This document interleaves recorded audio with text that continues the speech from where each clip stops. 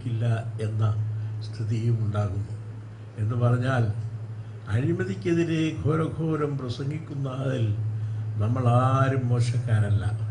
എന്നാൽ ഇങ്ങനെ പ്രസംഗിക്കുന്നവർ തന്നെ നടപടിയെടുക്കാൻ ബാധ്യതപ്പെട്ട സംവിധാനത്തിൻ്റെ ഭാഗമാകുമ്പോൾ പ്രതീക്ഷിക്കുന്ന തരത്തിലുള്ള നടപടികൾ ഉണ്ടാകുന്നില്ല. ഇതിന് സാങ്കേതികവും നിയമപരവും ആയ കാരണങ്ങളായിരിക്കാം ചൂണ്ടിക്കാണിക്കപ്പെടുന്നത്.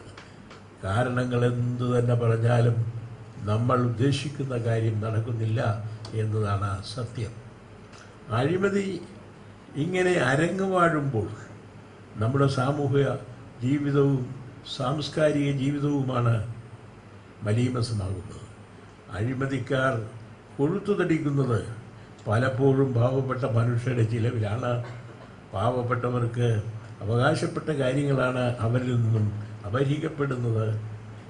അപഹരിച്ചെടുത്ത് അധികാരികൾ അഴിമതിക്കാർക്ക് നൽകുന്നത് നമ്മുടെ രാജ്യത്തെ ആയിരക്കണക്കിന് കോടി രൂപ വെട്ടി